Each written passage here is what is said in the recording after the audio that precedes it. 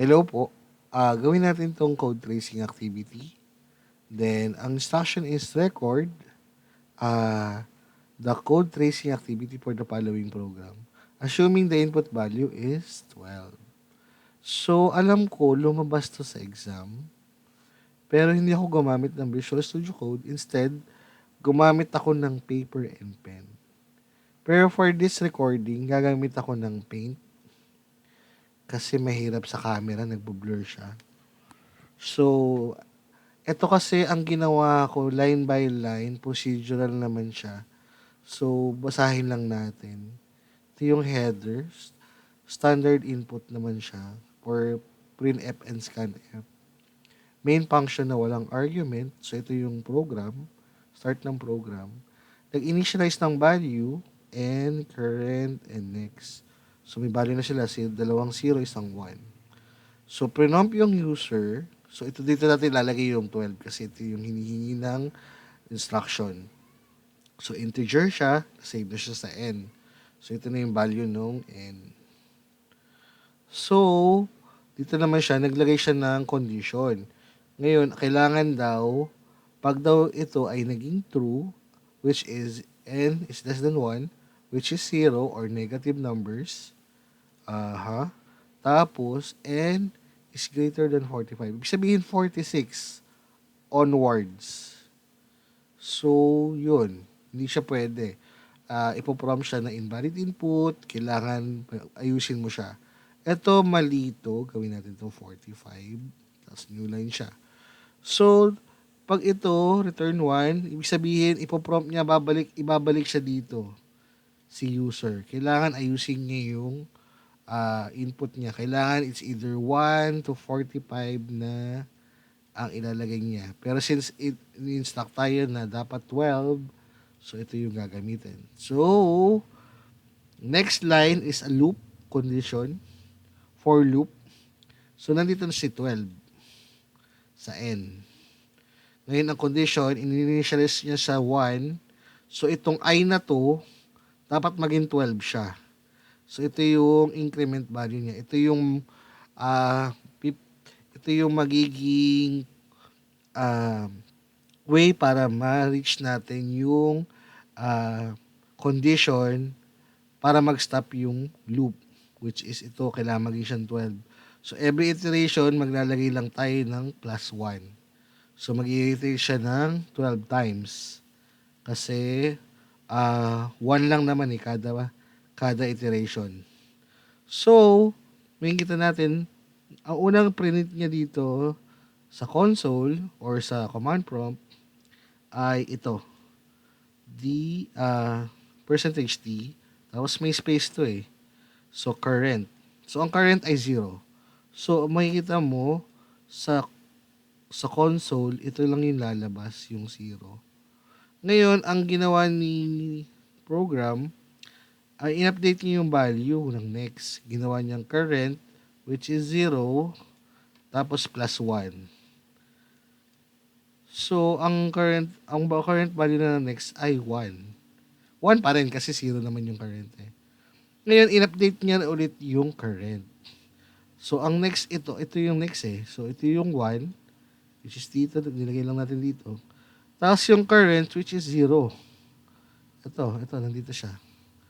Ito. Dumiretso lang siya dito. Yan.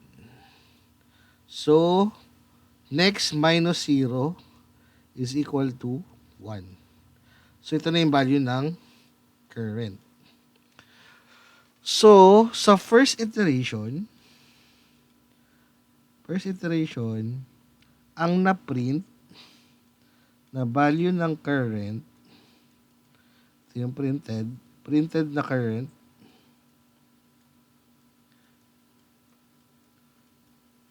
tapos, ano pa ba ito? Isa, next, tapos, current.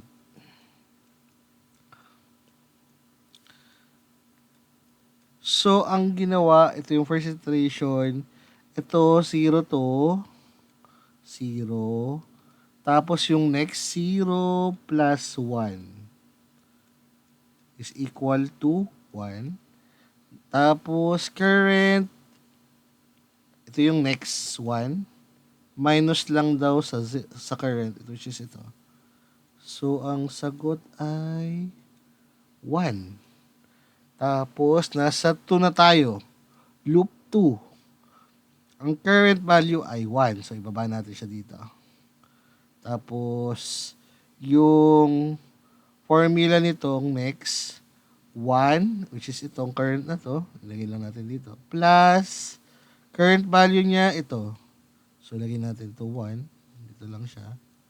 So, ang sagot na, ang current value na ng next ay 2. So, itong 2 na to, hinihingi siya dito, i-update natin yung current, 2, tapos minus 1. Tapos, kasi 1, dahil dito. So, yung current na print. Yung current value ng current. So, maging 1. So, sa third, 1. Ito yun. Dito, galing siya dito. Tapos, 1 ulit.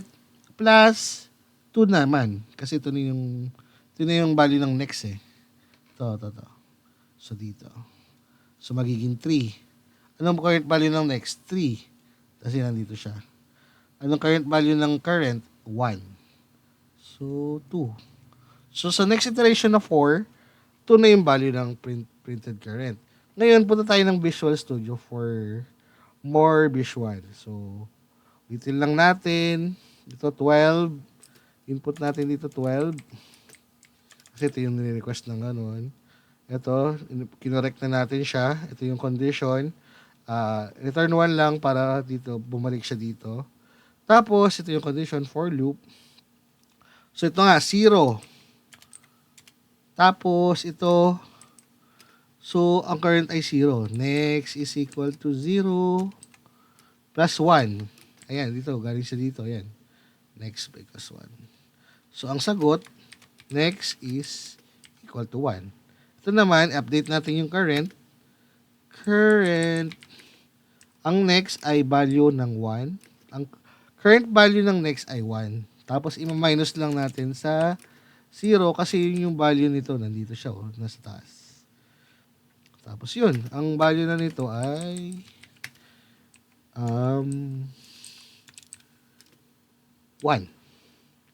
So, kung i-layout natin siya, bali ganito mangyayari dyan. So, ganyan siya. Okay. Ito. Wait lang.